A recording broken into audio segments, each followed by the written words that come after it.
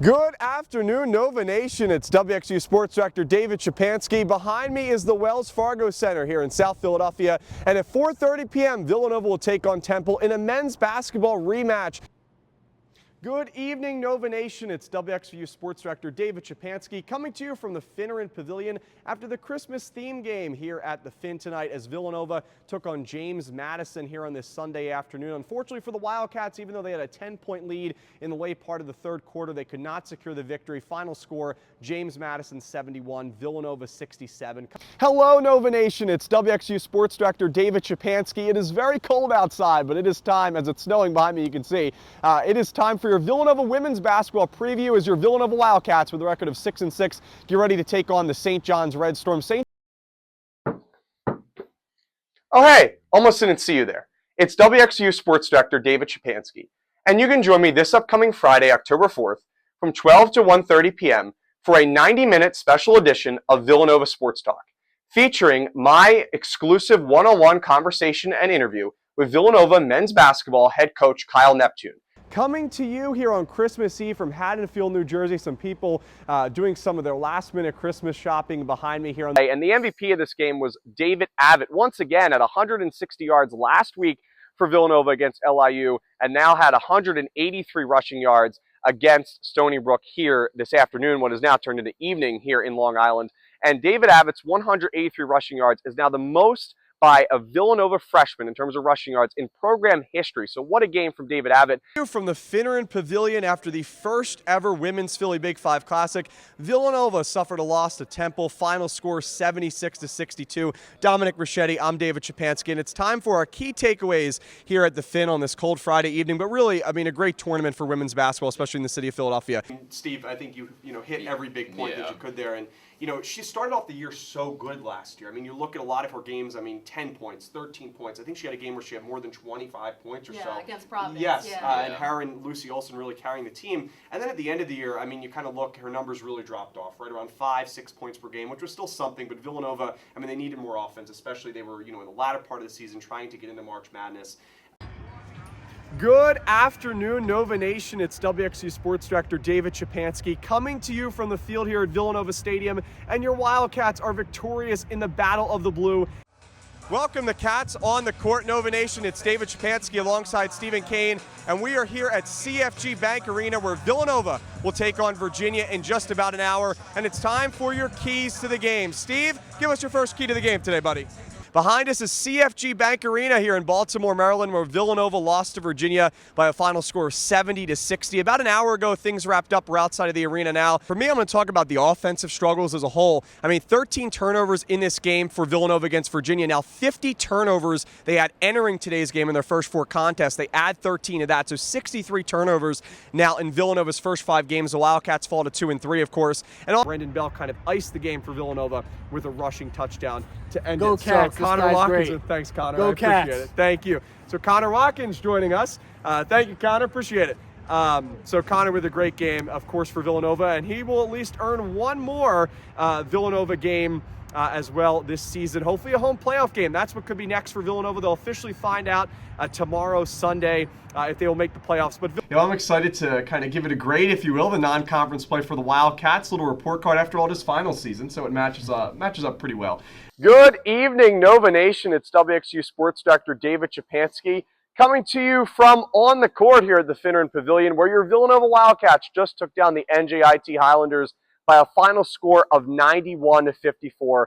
What a game for Villanova. And even at neutral sites, I would give it a B, honestly. I think obviously in the beginning of the season there was a lot of disappointment, right? The loss against Columbia, the loss against St. Joe's was really tough. But the Wildcats, have really rebounded nicely, and it's kind of about, getting hot at the right time as you head into conference play against Seton Hall on Tuesday. Good morning, Nova Nation. It's WXVU Sports Director David Szczepanski, and it is time for Villanova women's basketball. Their season openers today at 2 p.m. But for the Wildcats, I think there were some good things, right? The defense played really well, especially against North Carolina, limit them to under 60 points, a very good team in college basketball. I don't love movies, to be honest, but Christmas movies are very good. Home Alone, I think, is definitely an answer up there for me. Probably 1B, but 1A for me would be Elf. It's a cool movie. It's pretty funny. Will Ferrell does a really good job. But Villanova has now won 14 consecutive games at Villanova Stadium. Beautiful sunset. I think it's beautiful just to show Villanova. I think it really relates, does a nice job as kind of a metaphor for Villanova's performance today. Very sunny and such a great atmosphere here at Villanova Stadium for Alumni Weekend. Villanova, they had 5 players in double digits, once again, very similar to their Monday night performance against Lafayette. Eric Dixon, 22 points, 10 rebounds, another double-double. Chris Parker in this game also had double digits. He looked really good. So a lot of positives from Villanova overall, a lot of players bouncing back. Behind me to my left is the Villanova University campus Christmas tree, and in just about 2 hours, this place will be filled with hundreds of students, faculty, and community members coming together to celebrate the official start of the holiday season here on Villanova's campus. So much work has gone on to get ready for this event. We have Father Peter Donahue, our university president, will be here, in addition to Santa Claus, and courtesy of Villanova Catering, there will be hot chocolate, cookies, and s'mores for all those that attend tonight's event. Also, the Villanova singers and voices will be singing at tonight's event as well, some Christmas carols. As we get ready to celebrate 2025 and ring in the new year, many of us create New Year resolutions or things that we hope to change for the upcoming year. But for Villanova, it will welcome its new Vice President and Director of Athletics, Eric Rodell. Rodell was officially announced in a press conference in late November here at the Finner Pavilion in front of media and fans, led by Villanova's president and now Rodell's co-worker, Father Peter Donahue. Rodell had a chance to talk to Nova Nation and spoke about what it meant to him to come back here to Lancaster Avenue and have a homecoming as Villanova's new Vice President and Director of Athletics. Yeah, it's kind of a surreal moment for me to be back here at Villanova. And although his new home is almost 3,000 miles away from the place that he has spent the last decade with the University of Oregon, Eric Rodell is no stranger to this building behind me and no stranger to Lancaster and Ithan Avenues.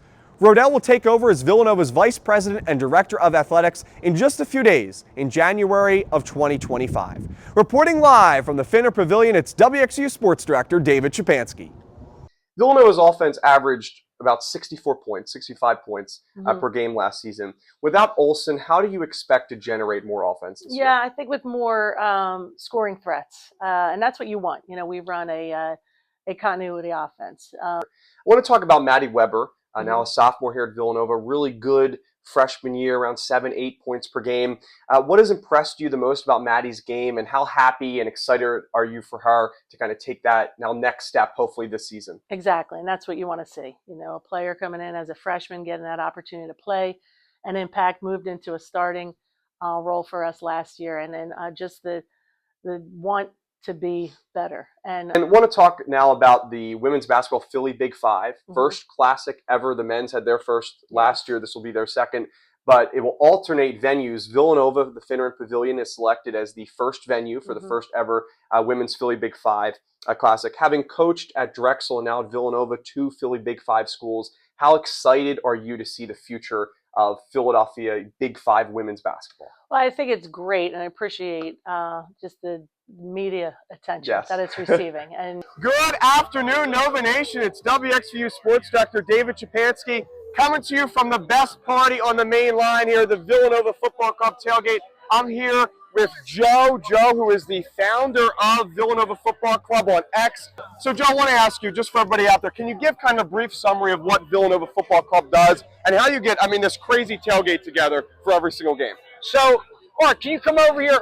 Artie's actually our president. So, this is an incredible story that you're the one guy that's going to tell it for us. But we started this 15 years ago. 4 guys at a basketball game said, and we are back here at the Villanova Football Club tailgate outside of Villanova Stadium. We're telling our favorite playoff stories in honor of Villanova taking on Eastern Kentucky in round 1 of the FCS playoffs. Things are beginning to heat up here at Villanova Stadium. I'm here once again with Kathy Maycoid. Kathy, great story last week. We were talking about favorite Battle of the Blue memories. This week, favorite playoff memory for Villanova. Kathy, where do you go? I go to 2009, David. Hello, everybody, and welcome to the first episode of the Lancaster Ave Scoop. My name is David Szczepanski. I am a junior at Villanova and WXVU Villanova Sports Director. Throughout the next 30 minutes, I'll discuss Villanova community news and Villanova sports. I'll also interview a special guest each episode. And today's special guest is Joe Maycoid, the founder of Villanova Football Club, an organization for Villanova football alumni that raises money and school spirit for the football program and the school. Let's get started with some community news. As the holiday season quickly approaches, Villanova students find different ways to celebrate the holidays that also distract them from finals. I know I'm one of those students that needs some distractions. On Thursday, Villanova held its annual Christmas tree lighting with a few hundred people in attendance despite the freezing cold temperatures. Will the Cat, dressed as Santa's helper, the Villanova singers and voices, provided entertainment with Christmas carols throughout the ceremony. Villanova Catering gave the community members free hot chocolate, pretzels, and cookies. This year's event was held on the Rowan campus green instead of the Riley Ellipse, also known as the Oreo, due to the university's ongoing construction project, which will create a new library in the next couple of years. The university will hold its next Christmas event, the Holiday Village and Night Market, on Thursday, December 12th from 3 to 7:30 p.m. The university also held a Hallel Hanukkah party on December 5th in the President's Lounge on Villanova's campus. Years. So, Joe, you were a passionate Villanova sports fan as a whole, but especially Villanova football. You also played football at the university in the late 70s and early 80s. What was your time like as a student and athlete at Villanova?